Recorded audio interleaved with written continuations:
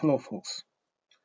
Good evening, good morning, good afternoon, whenever you are, wherever you are. After all,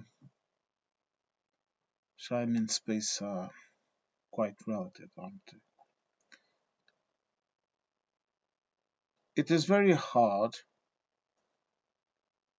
to speak about politics and economics because what I have found over the years, over time, and doing this channel also, is that people seem to mistake, to confuse, so to speak, their own ideas, their own needs, and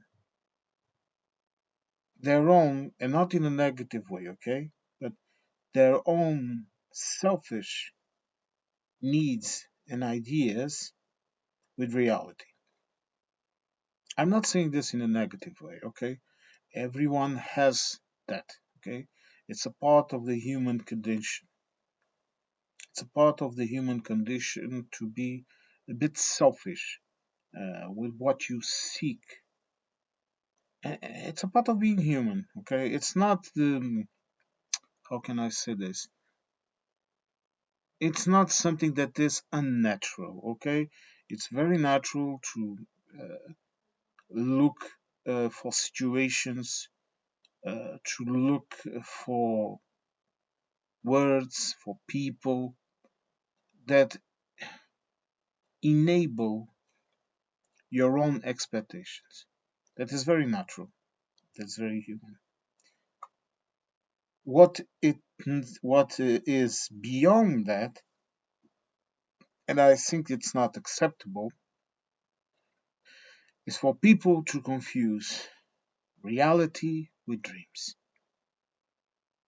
Everyone would like the world to be to function in a way uh, that would constantly give you what you need or what you think you need. Okay, to give you big house you want, I don't know, to give you that person, that type of person that you love, to satisfy that need you want, or to simply give you something that you are in dire need right now, like health, for example. Okay, but when I come across some comments and then I start to analyze them, like I always do, uh, maybe that is one of my, let's call it, non-virtues or defects, manufacturing defects, is that I sometimes really analyze things. Okay, I'm really annoying about it. I analyze other people, and look, I analyze myself too in that way. That is the reason why I'm doing this video. This video is not just to talk about a subject, it's also an exercise, a self exercise in analyzing myself too. Okay, and sometimes I let myself divert uh, from the subject, perhaps guided by emotions. One of my virtues, I think, you tell me, is that I'm able to see that. I'm able to see when I'm doing this. And recently I did a video about Brexit, and it was rather emotional. And it was rather emotional because I was frankly annoyed because people don't seem to see reality. People don't seem to accept things. So I'm making this video as a follow up to that video that I just published about Brexit. I'm doing this video as a follow-up so that you understand, okay, why also, so for you also to understand why is this so annoying to me? Because people don't want to face up with the truth. People don't want to face it up, okay? And people don't want to understand that sometimes, not all the times, okay, sometimes there are events that accelerate or completely stop a process, an event. Something happens, and a process that, for example, would never happen suddenly happens. The war in Ukraine, it suddenly happened, okay, and it caused a ripple effect that is is still rippling, okay, today, with the situation with the United States trying to impose a, a Putin narrative uh, surrender to Ukraine with practically blackmailing Europe. Okay, and we already know the answer of the EU, which is to basically to say fuck off, okay, and to do things in another way. But we'll make a video about that because right now I think the subject is too, so to speak, on the clouds for us to be discussing it now. To be talking about it now, that subject, where the attempt of a peace agreement in Ukraine, it's not a peace agreement, okay, it's a ceasefire in Ukraine. I think for us to, anyone, any of us, to be talking about it, I think it would be rather premature. But let's not escape the subject, which is the continuity of my comment on Brexit in the recent video that I think was rather emotional. So I want to make a couple of things very clear. I'm not going to tell you the numbers because I want you to go and see them. I want you to go and compare the information that the official authorities in the United Kingdom gave you, what the international agencies gave you, and also what the EU says about it. I want you to see it so that you are not influenced by my narrative. But if you are a British citizen and you are living in the UK, every day you are experiencing the effects of Brexit. Because in Europe, for some it's a joke. Sorry, it's true. For some it's a joke. It's a reason to mock the British. Me, no. You know how I am. I don't like to mock people. Uh, I think it's beneath us. I never liked it, okay? Maybe because it's the way I was raised, or I don't know. Maybe it's the way I am, I don't like it. But you live this situation every day. You know the people that incited you to vote for Brexit. Because look, I have met a lot of people that told me I was misled. And I have no reason to doubt, no reasons to doubt that the person that is telling me this was indeed misled. I'm not going to sit here and pass judgment on others. Call it Catholic education trait. Judge not, for ye not be judged. Okay, I don't do that. I think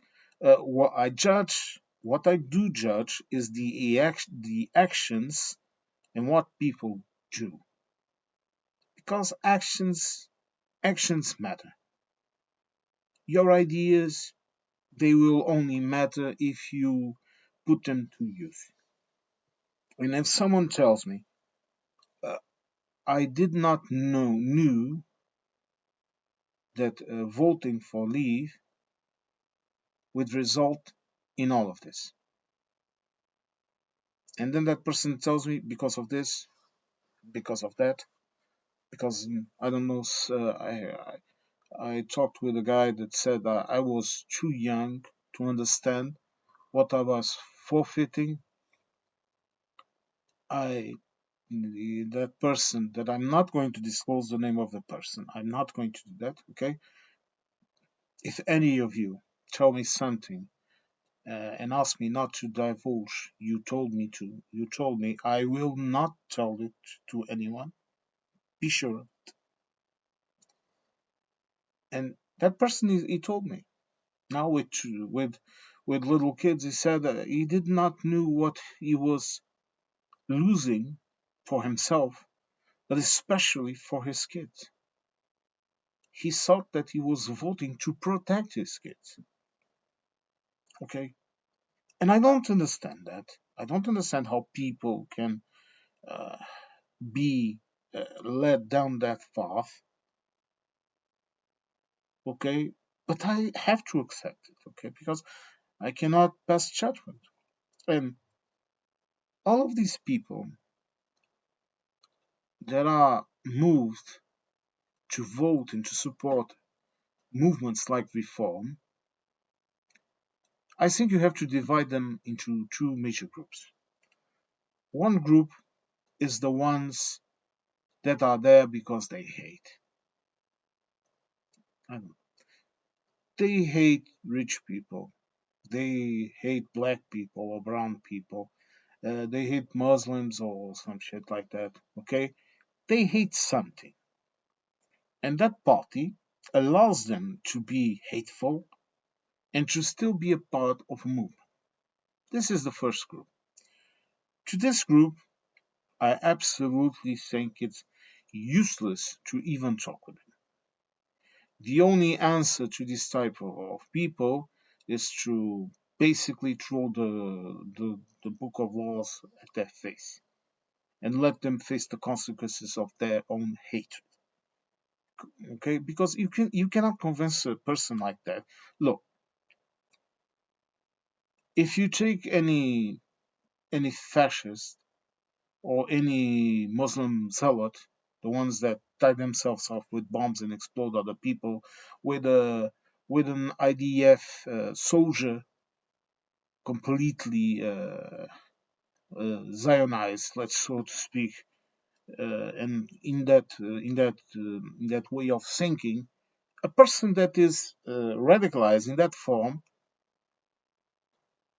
you will rarely be able to bring them back, so to speak, into the world of normal people. Because they will never be able to understand, for example, that let me put you a very simple question. We need to control immigration. That's absolutely correct. Because we need to control who and why we allow people to enter in our country.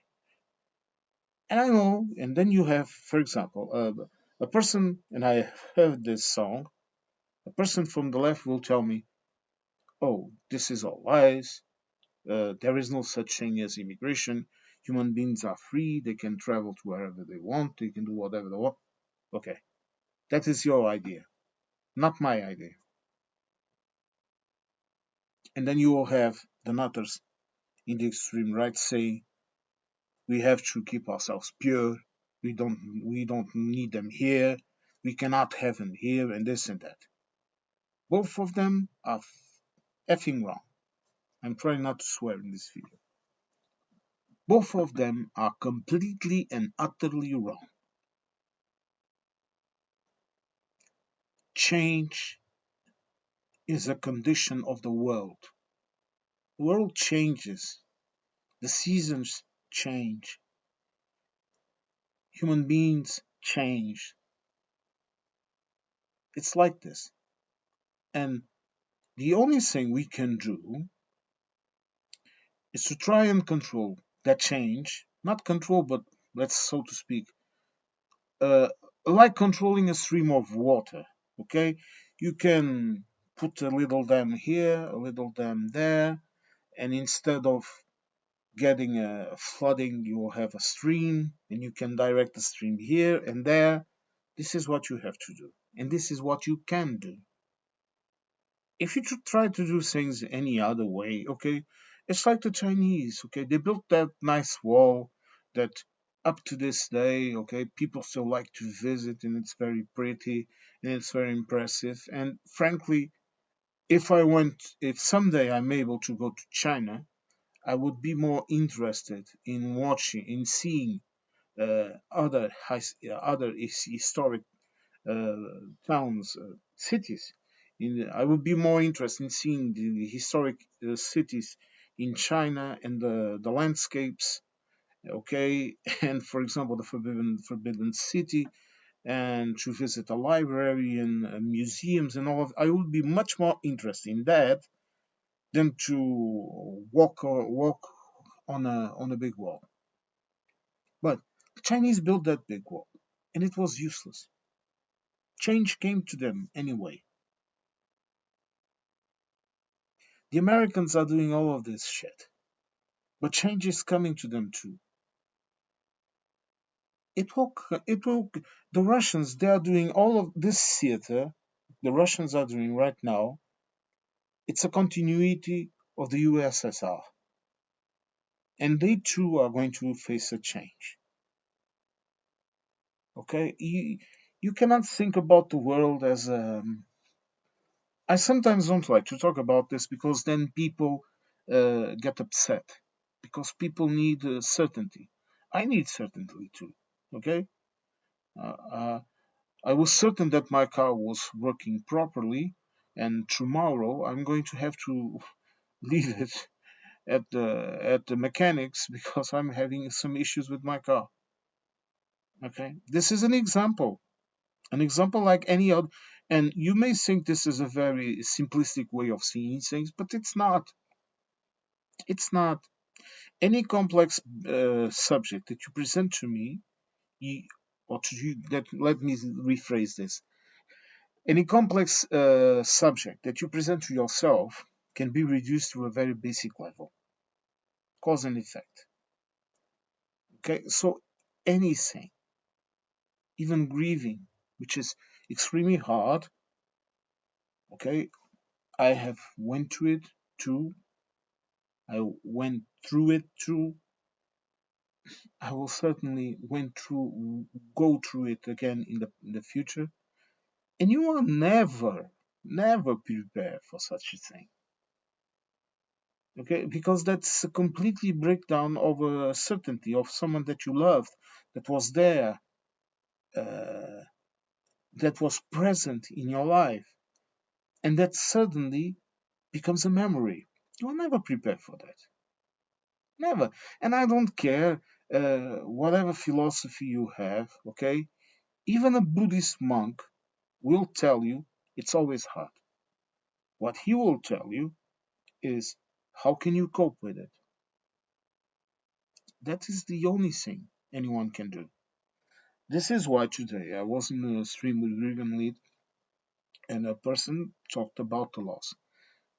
And this is why I never know, and maybe perhaps that's the reason why I sometimes look apparently I am a bit cold because I never know what to say to a person that loses someone they love. And usually the only thing I can and do say is that I'm sorry, that that pain won't go away, but that you learn how to cope with it, how to deal with it. Because that is all I can say. I cannot sit by and tell someone. Look, to me, it's like saying someone that has lost a limb, that limb will grow back. You cannot say that. You can say to that person, you will get used to not having that limb. You will get, you will still have that pain of not having that limp, but you will get used to it. Do you understand the analogy? Okay. Now, and as I was saying about Brexit, I cannot understand how someone is unable to see something as simple as this. Before, you did not have a border. Okay?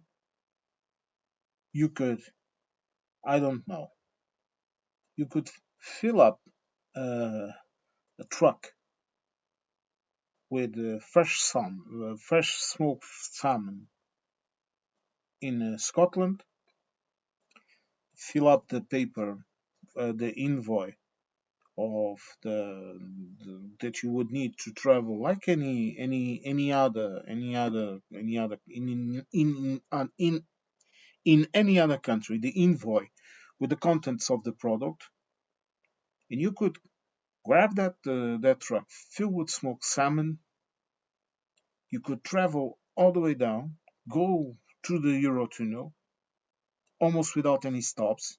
Perhaps a police officer to inspect the cargo, to see the invoice, to see all of that.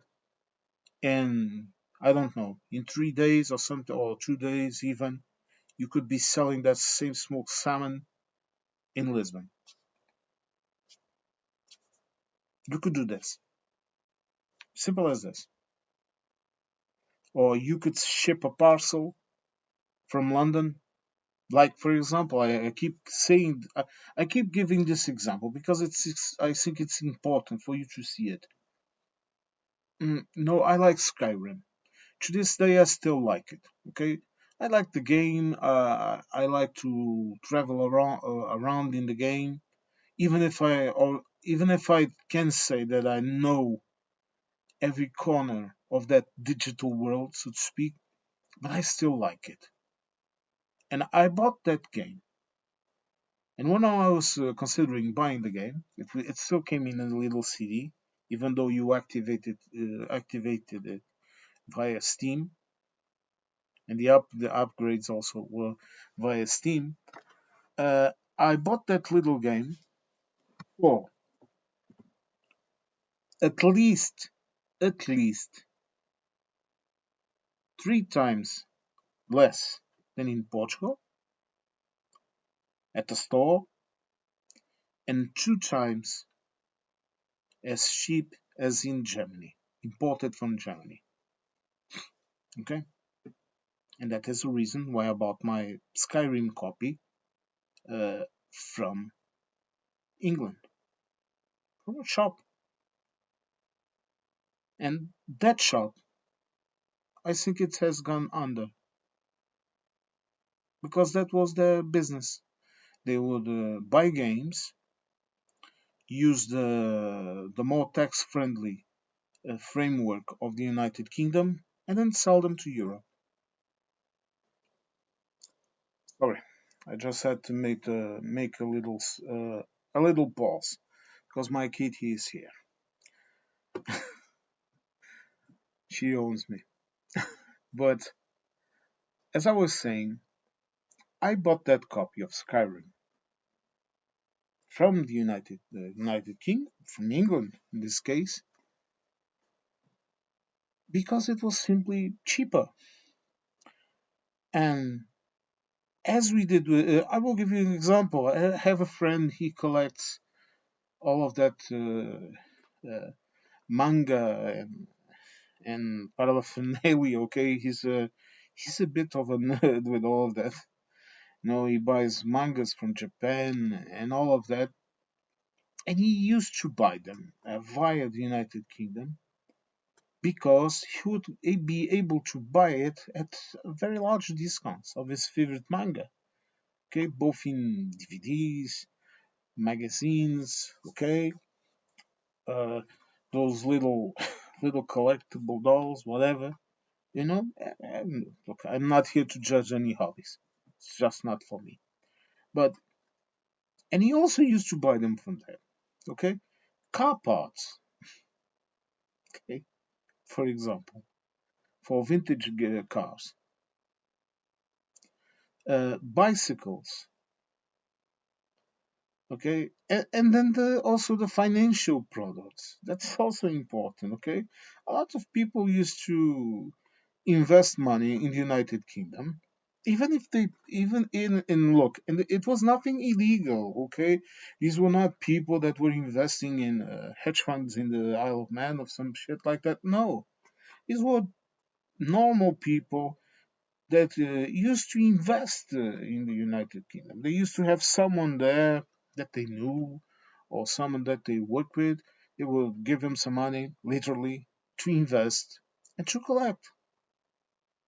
Okay, and they would not hide that from the state or some shit like that. Okay, they would pay their taxes as they would declare what they earned in the United Kingdom as dividends. They just would not pay such a high tax in the UK as they would have to pay here. This was very normal, okay, and it's not illegal. You might question the morality of it, but look, I'm not questioning the morality. I'm questioning the legality. And then you had the small business, the little corner shops in your country, the delicatessens, the people that sell things online.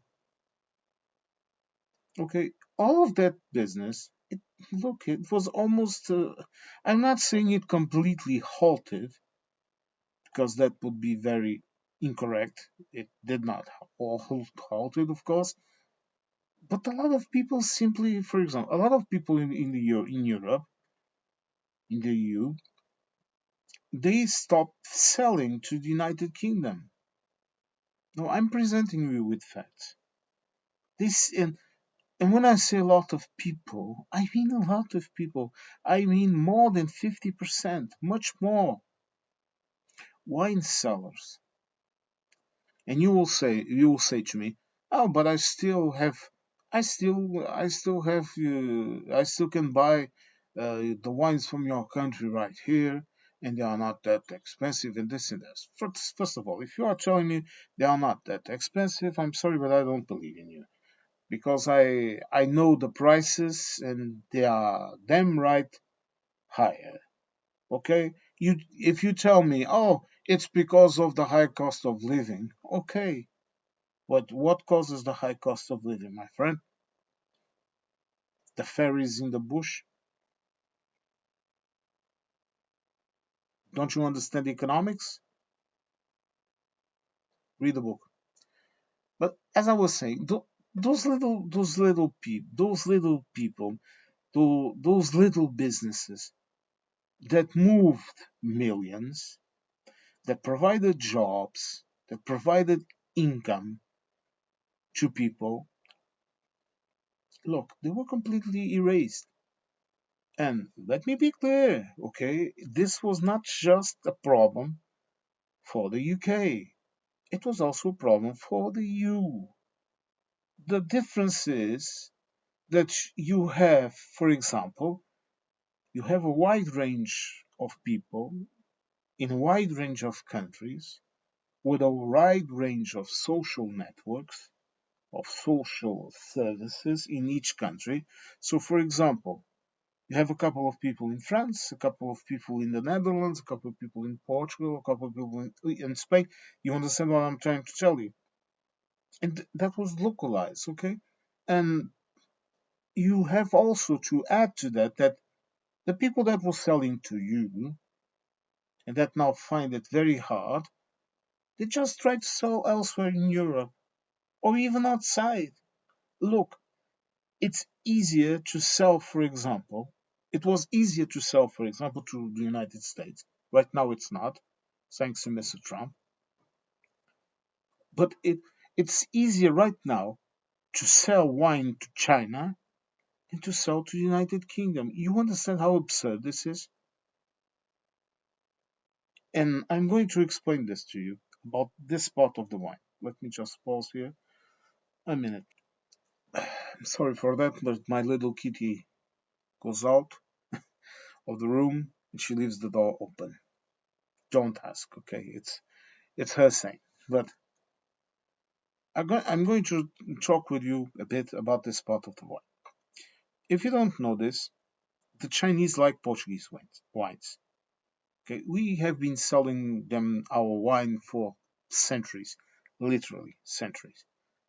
And there are certain brands of wine that are highly appreciated and that they like to buy, okay? And I'm talking about simple wines to drink with a meal, okay? I'm not talking about some kind of rare bottle of 1800 and look, those are also sold, okay? But I'm talking about regular good wine, like the one that you buy at the supermarket here.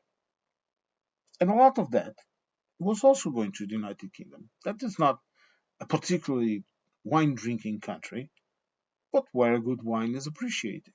Okay? Where do you think the Porto comes from or the Madeira? You do understand? From here. And you are still buying it. Make no mistake about it. You are still buying it. You are also still buying the olive oil. You are also still buying a lot of meat products, a lot of stuff. Okay? But let's continue. But it's now, and I saw this on the news here. On the news, no. Let me be more concise. I saw this last year or in January. They were talking about it in the second channel here of the public broadcasting system, agent of our BBC Two. Okay, here they were talking about it, and there was this guy there, and I have heard this before, and that he was saying that he had moved most of his wine selling already in the beginning of the year, even before all of this Trump mess, from the United States and the UK, and he had diverted his entire business, so to speak, to Germany, Scandinavia, and the in Asia. Okay, meaning China, Korea, Japan, okay, and a couple of more. Because why?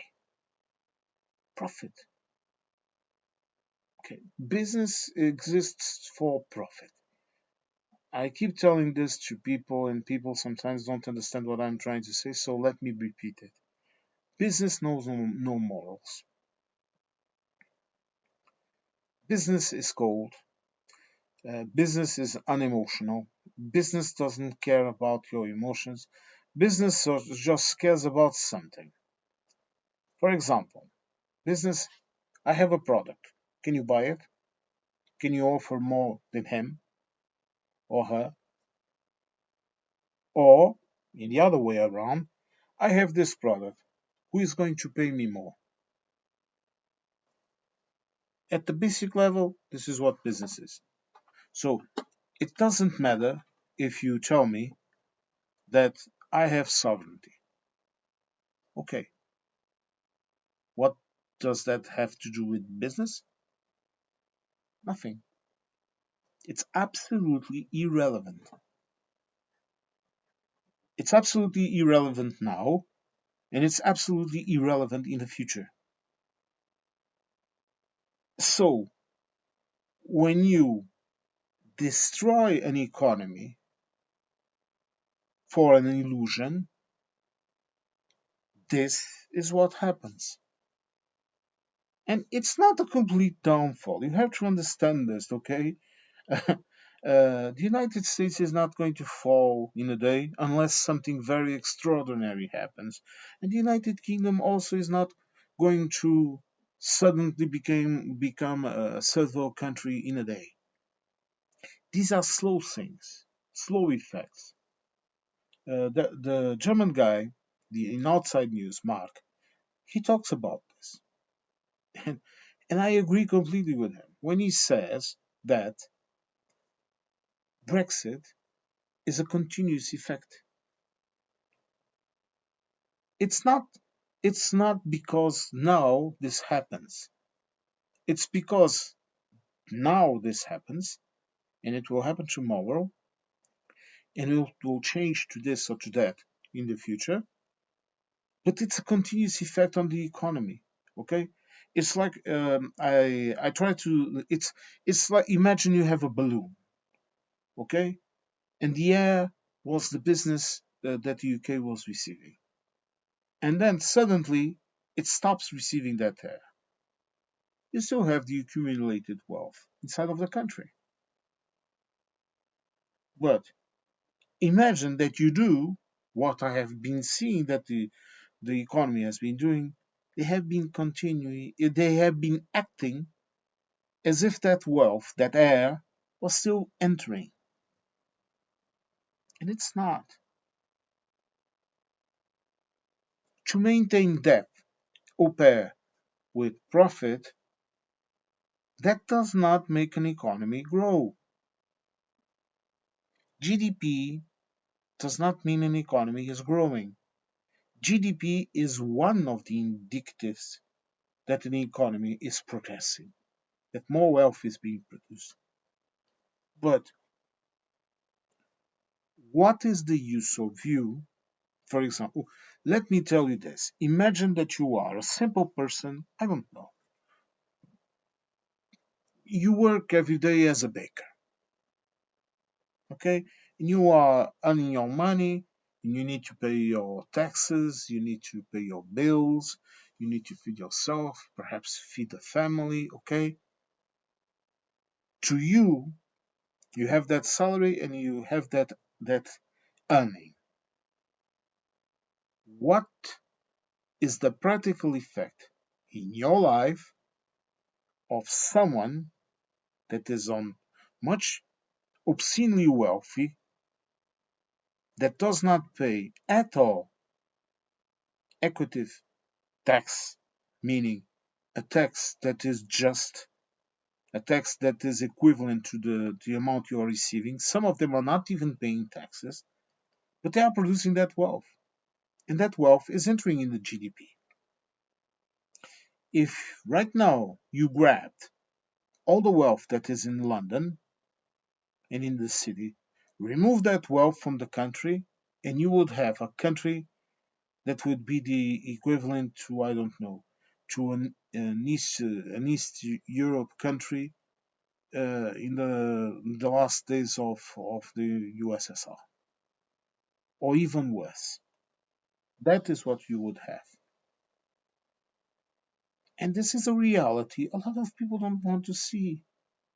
You don't want to understand, for example, that just because a company says that they have their headquarters in the city, so that is the place where they say they pay their taxes, and that then they have a lower tax cap and they are not paying taxes there, or they are using schemes to not pay taxes, because the wealth that those companies obtain, for example, from the countries in the EU, that wealth does not leave without them paying the taxes, because we have a system here that works that way. You can declare your, for example, a British company says, oh, we are going to declare our taxes in London. And the Portuguese government says, okay, no problem, but you are going to have to pay taxes for every cent of an euro that you take from the country. There's a cap. I think you can only take out of the country, and don't think that you can take it out one here, one here, and one here, because the banks have an automatic system that communicates to the central bank. So you have that amount that you can, so to speak, get out of the country, and you pay a tax over it. Okay, uh, and if that happens one, two, three, four times, you are going to have an overall taxing over those movements.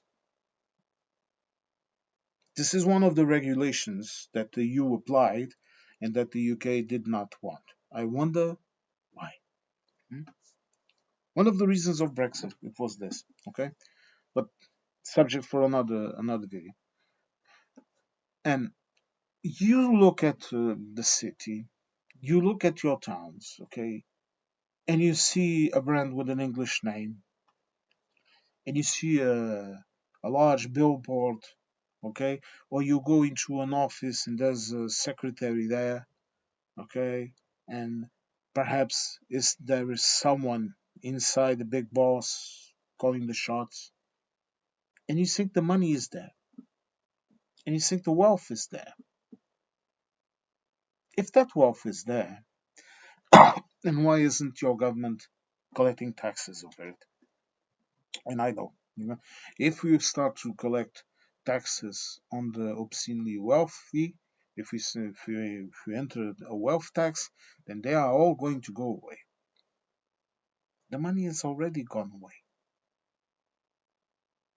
They are using the UK to siphon wealth. Your water companies, your energy companies, that money, that profit is not seen in your country because you did not want to apply the same tax system as the rest of Europe in a way or another. And is it perfect? No, it bloody is not perfect. You have to stop in looking for utopias. Our health system is also very good, but it also has a lot of problems. This is an example, okay? We have low corruption, but we have uh, a central bureaucratic administration of the state that is too cumbersome. This does not work correctly, and they are applying all the wrong reforms. But they are trying, okay? They are trying, and they are some areas they are obtaining excellent results. Like for example, in drug prevention, okay, in the laws that they issued, they are working. But right now, we are facing a problem of low investment in those policies because of the early success that allowed for a big part of the problem to be completely erased. And I'm going to make a video about it. Okay, there's an interview with the person that, so to speak, fathered this system, and he talks about that. He talks that it works not to punish the addicts, but to try and punish who is selling to the addicts. This is a subject for another video, but just so that you understand. But he also says that the previous socialist government stopped investing in it, and they need seriously to start investing in it again, or else the problem may return in a different form, but it may return. Okay, but and and then you have all these things, and you have practical effects in your life, and you don't seem to understand it. Okay, you don't seem to understand something as basic as traveling, and the entering in exit system. It will make things easier for you, but the question is, it's still a border. Okay, there's an issue with you, with your passport, or with your presence in the EU. If there's an issue, they can kick you out. They can ban you from entering. A lot of English, and I will say this very clearly, English, not British, English football fans and hooligans, they are banned from entering in Portugal. A lot of them. Okay, I've talked about this, I think, in the comments and in some videos, but there was this guy that traveled to Portugal with his family, and he was able somehow, I don't know how, to pass in the security in England, because usually you do you drew a part of the process happens in the moment that you try to board to Portugal, for example. He was able to do that. When you arrive here, his family, I think it was his wife and the kids and I think parents or some shit like that. I don't recall. I really don't recall. But this was last year. Last year last year in Easter, I think. Don't quote me on that because I'm not certain, but I think it was last year in Easter. And the entire family was able to enter. But when it came to him, no. And he asked and he insulted, but he was in the next travel back to England because he was not allowed to enter the country. If he was an EU citizen, things would be processed in an entire different way.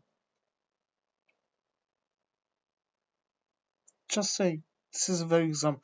You want another practical example in terms of the law. Imagine that you engage in a crime here, a crime that can be subjected to preventive jail time, meaning when the judge decides that you will wait for the proceedings to go on to trial in jail because you might run away, because you might be a danger to yourself or to others. Or, for example, like happened to the prime minister that is now on trial, Mr. Socrates, that the judge decided that if he was allowed to be outside, okay, just with the other types of measures, that he would might impede the normal functioning of the investigation and all of that. So he had to be in a jail, locked up, so that we know where he is and who he talks with. This is basically what is preventive jail. If you are a French person, you can understand this as a garde à vue. Okay, it's basically more or less the same thing. If you are a British citizen and you commit a crime that can be subjected to that measure, you will go to jail preventively so that you are here to stand trial or until other more suitable measures are applied. If you are, for example, an EU citizen, it's most likely that you will be treated as a Portuguese citizen. That, for example, in a situation like that, the judge can consider that person to be under house arrest with uh, periodic presentations to the police of their area, and that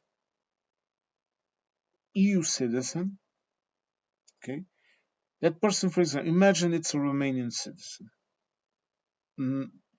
okay, it's just okay, it can be a Romanian, a Hungarian, whatever, okay, doesn't matter.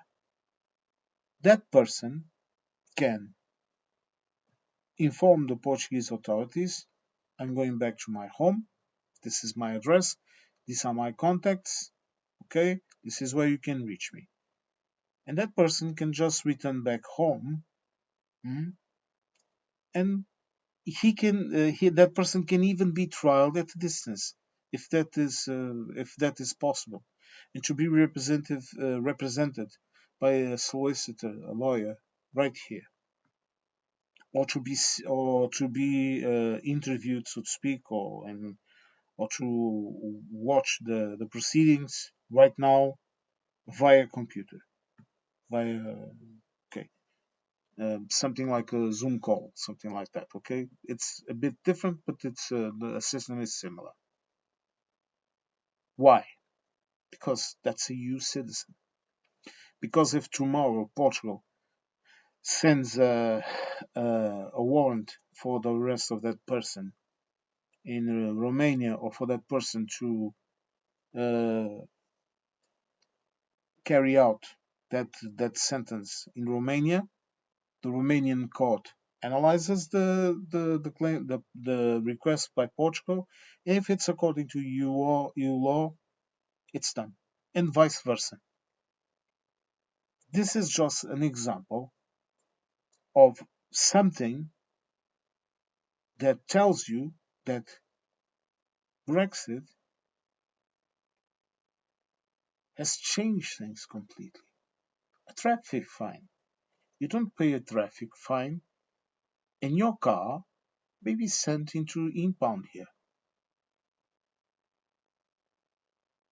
While if you were an EU citizen, you could take the fine, go back to your country, and then if you wanted to protest it, you could protest it. You would have time to, they have a deadline for payment or protest, okay? Or you could pay it in the comfort of your home, okay? Simple things. Things like, for example, if you are abroad and you have an issue and you are in a place where you don't have an embassy or a consulate of your country. If you are a new citizen, you can go to an embassy or a consulate of any EU citizen in any EU countries consulate or embassy, and ask them for help, or for them to contact the Portuguese government, or for them to contact your embassy, or anything like that. Every time you are, for example, jailed in a EU country and you are a EU citizen, automatically the country where you were arrested, for example, imagine you are French and you are arrested here in Portugal. Portugal will communicate to inform the French competent authorities that you are arrested here in Portugal. This is an example. That might not necessarily happen if you are a British citizen. I think here in Portugal we have a reciprocity agreement with with the United Kingdom. So at least here in Portugal we would communicate. But as for the rest of the EU, I really don't know. I don't even know if the law systems entail that it's mandatory to do that. I know it's mandatory for EU citizens, but I don't know if it's mandatory for UK citizens or foreign citizens of any kind. This is a very simple example, all right? And as I was telling you in the beginning of this video, I did this video because I think people are confusing emotions with facts. Okay, you want to tell me that Brexit worked? Then present me facts. What have you gained and what have you lost since the Brexit referendum, since it was applied? Okay, you cannot tell me that you did not lost, and to look me in the eyes and tell me, but we have our sovereignty. That's nothing to me. That's absolutely meaningless.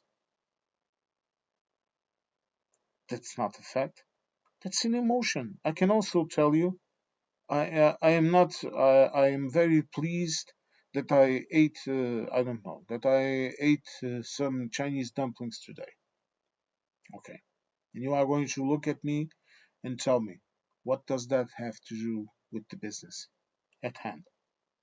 It's the same. I will tell you, and you and the Americans with Trump. Okay, you are all living in a la la land. You are not living in reality.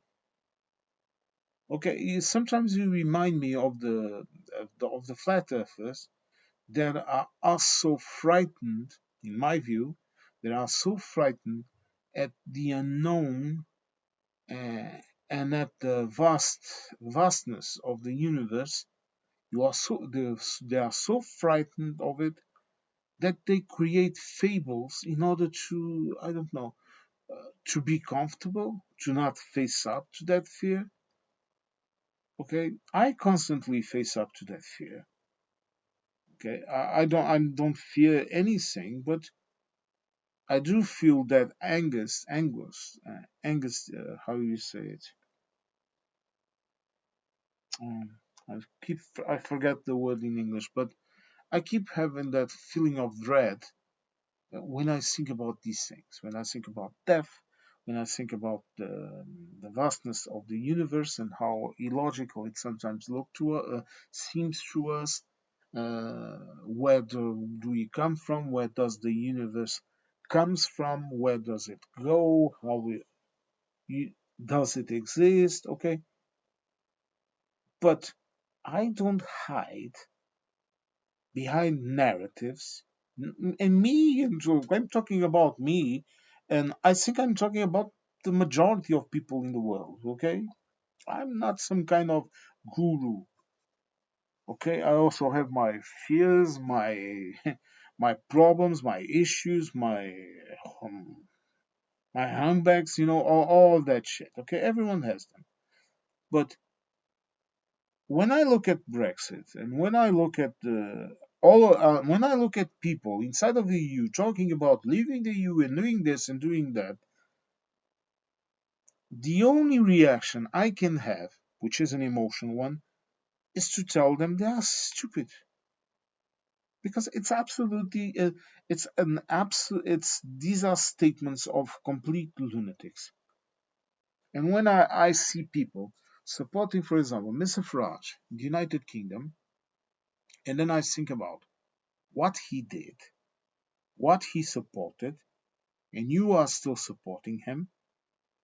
And I think, well, either you were asleep for 20 years, and have just woken up, and you see this guy saying some things that you think it's right, let's vote for him, or you are filled with hate for your neighbors or whatever, or hatred for something, or you are completely stupid. Stupid, okay? So stupid that you should not even vote. And I've been trying to talk about Brexit and its effects. And what I have found out is that people don't want to people don't want to hear about it, okay? People don't want to hear about it, okay? Some people I think are even afraid of talking about it. And this is my personal opinion, okay, is that until the day the United Kingdom citizens discuss these things out in the open, look, you can put Zach Polanski of the Greens in charge. You can even elect that lunatic of Farage. I hope not, for your sake, because that would bring about an entire new set of disasters that would even accelerate the fall even more. But until you all sit down and discuss these things, discuss number one, why the hell did we vote for Brexit? Number two, what the hell are we going to do? Until you sit down and discuss these things, you're never going to progress. And as you speak, the union is disappearing. Can you blame the Scottish for wanting to leave the United Kingdom? And also the Welsh, even Northern Ireland. Okay, Northern Ireland. It's a matter of time, to be honest. Just look at the demographics. Just do that. Do that.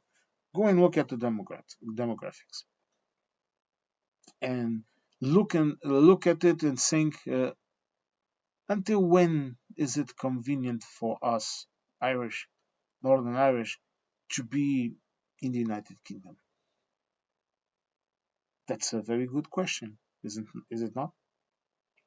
And in the Welsh, it's in Wales, it's happening also, and it's growing, and it has not grown so much because of the number of English people that live in Wales. Because if the numbers were more reduced, you would have a situation that would be even worse than in Scotland for Westminster. But have you stopped to think about it? Have you stopped to think about the dire consequences that this shit had for Scotland, for example? And what do the English do? They paint flags all over the place. They attack migrant hotels. Okay, they don't attack the government. What shocks me the most is this: around here, when you have a complaint, you attack the government. Why? Sometimes it's not very fair. Okay, let me just point this out. Because the government is the entity that is responsible for what is happening inside of the country. Okay, the government and the parliament, they approve the laws. They approve the taxes.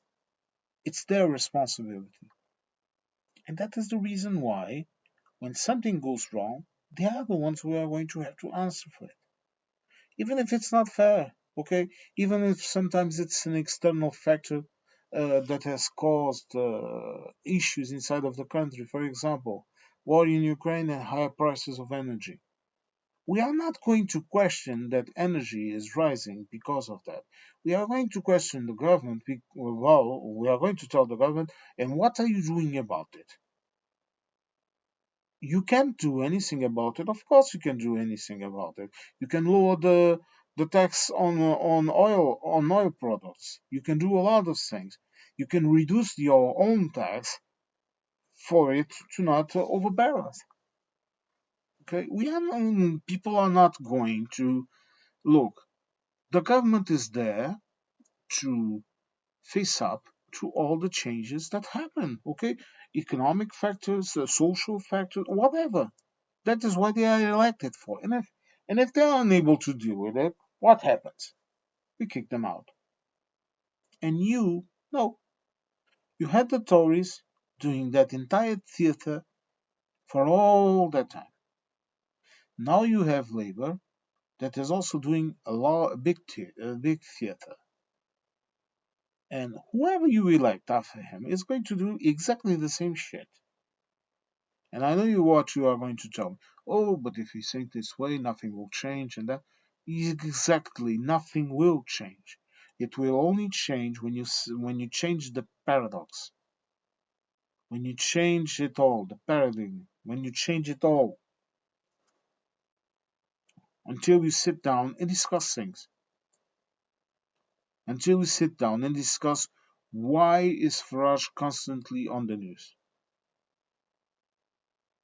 until we discuss who is calling him, who is paying for him to be there, why is he there, who is profiting from this situation, who is guiding media to this bias, to this position.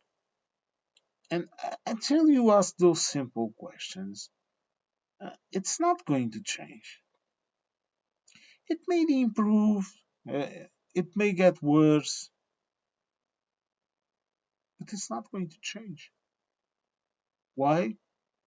Emotions are bad counselors. Whenever I start to feel emotional, like I did in the last video, I do this. I return to the facts. And then I make another video to talk about it. I'm also going to make a video about the United States in this entire situation because there are also a lot of things that I want to talk about. I don't know if I'm going to make that video tomorrow or something, but I am going to make it because what is happening in the United States right now, it's like Brexit on steroids. and the consequences are much more wider than the United Kingdom, than what happened in the United Kingdom. But that's the subject for that video and not this one. So just summoning, just resume, just making a little conclusion to all of this. You have to look at Brexit in a factual way. You cannot look at it in an emotional way. You have to look at how how much business was lost, how much money was lost. Okay, what changed, and how is this going to endure in time? Because it's not going to get better. It's only going to get worse. Because every session of Parliament in the EU moves on to another stage, so to speak. It advances, and by advancing, I'm not trying to say superior or inferior. Okay, I'm talking about advancing in terms of crystallizing regulations and laws. It it continuously advances. It has never stopped. It continuously advances in a way or in another. Sometimes it might go backwards because of this or that issue, but then it resumes the march and it continues to change. Uh, new products are discovered, for example, to be harmful for people. Okay, they are banned from the food production. Okay, this is an example. New technologies appear. They have to be regulated and presented to the states for them to regulate themselves too. Another divergency. Okay, tech diverges here, diverges here, there, and the United Kingdom is outside of that. So it's like digging a moat with a spoon, but that spoon is digging day and night. Do you understand what I'm trying to tell you? So in the first day you might not see anything. Okay, you might just see some crazy guy with a spoon in the field trying to dig something that will never be something, will never be nothing. Then you turn away, you continue to argue amongst yourselves, and when you turn back to look, a year has passed, and that lunatic has already digged a hole meters wide. Do you understand the analogy? I sometimes use an analogy because I think it's easier for people to understand things this way. And here we are. I honestly don't know if I'm going to make more videos about Brexit. I honestly don't know. Because I think what was to be said about it is said. I might make videos about the effects that are going to happen. This year, you are going to see a couple. Next year, you are going to see a couple of effects. If the TCA is not renewed, you are going to have other effects. I think the TCA will be renewed. Okay, but it won't be changed like a lot of media inside of the UK is talking about. I don't see the political will around here to do that. And if we are going to go this way, I'll tell you this. You have to look at the political will in the EU. If there's political will in the EU, it will happen. If there is not, it won't happen. And the position of the EU is very simple. Compromise on this, this, and this, and you will have this. You don't want it? Okay. Maybe they will. I don't believe that they will say then let's just end it. But I really don't know because the parliament is turning more to the right It's now more central right than it is left and central left. The Parliament, the EU Parliament, uh, and you are going to be dealing with people that will be much harsher in their answer because they will say we are defending the interests of our country. Okay, no, no, no, we won't do that. What, you want us to compromise this? No, we have all the power. We can decide. So if you don't like it, go away. This is one of the consequences of having central right and in some cases far right governments. It's not just the Reform Party laughing at what Hungary, for example, and Slovakia are doing with Fico and Orban. Okay, they are having a field day, and they say and they see we were right. No, no, that's peanuts. Imagine that you have a government in Germany that is more right and that says something like this. We have to change these laws in the EU. We cannot give so many concessions to the British. They either do what we tell them or they don't do any business here at all. And if you think I'm joking when I'm saying this, you are sadly mistaken because you really are taking a chance of having something like this. You right now here in Portugal, okay, you have a right wing party in parliament that has almost half of the seats in parliament. Imagine that tomorrow that party rises to power.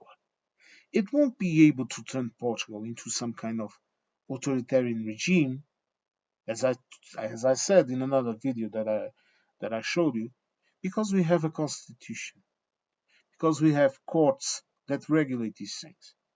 So they would be able to have policies, okay, that might be harmful for us. Not going to, not going to try and be a little utopic boy, but they might do that. Okay, they might take on policies like, for example, from here to tomorrow, they would, for example, end visas to this and that country and do this and do that. They could do a lot of shit, but they could not change the nature of the government itself. They could not change the fact that each law that they would present would have to go to the constitutional tribunal to see it. And they will not be able to change the way that those judges are appointed. They would not be able to change a lot of things. Okay? But imagine they are in the EU and they side with the Germans and say, that's right, that's right, those guys have been profiting off us. They need to pay more. For example, they need to pay more for the EES. They need to pay more for any goods that they buy from us. They need to pay more for any goods that they sell us. And this and that has to end. This is a serious risk, and this is a serious risk that the UK has assumed the moment that it left the EU. Because if it was inside of the EU, it would be able to say, "Hey, come on, you cannot do that shit. Okay, that's not benefiting us. Okay, okay, that's damaging this area or that area of our economy. Okay, let's negotiate this. If you are going to do this, and this is going to happen this area of my economy, then you have to compensate me with something. Okay, right now, no. Imagine that tomorrow, imagine that the UK was the world producer of red cars, and tomorrow the EU issued a law saying no red cars allowed in the EU. What would the UK do? Nothing, because it wouldn't be able to do nothing. Not even with your American orange friend. In fact, he would even make it worse for you. Facts. But some people just don't like to listen to facts. Isn't that right? Well, Uh, thank you very much for listening to this rather long rant. This is really a rant. uh, I thank you for your patience. I thank you for coming back to my videos. I thank you for listening to me. Thank you for the views. I hope that I'm doing something useful.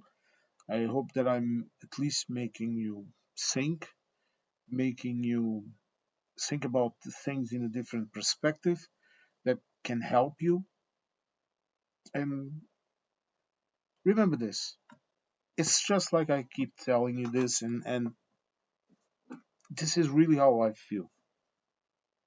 You and me, we are sitting in a cafe and we are just talking, okay? If you are a British, maybe you are having your tea, okay? I'm having my espresso, and we are just talking, okay? And discussing ideas. Discussing ideas is very important in today, these days. And especially, it's very important to accept reality and to try to make it better. Okay, I'm not one of the, I'm not saying to you in some, like some kind of Buddhist monk stereotype, because I have met a couple of them and I know that most of them are really not like that. But I'm not some kind of guy saying you cannot do nothing except accept the change. No, I'm not telling you, I'm not saying that. What I am saying is that you have to accept these are the facts. This is the reality I have. And it's with this that I have to work.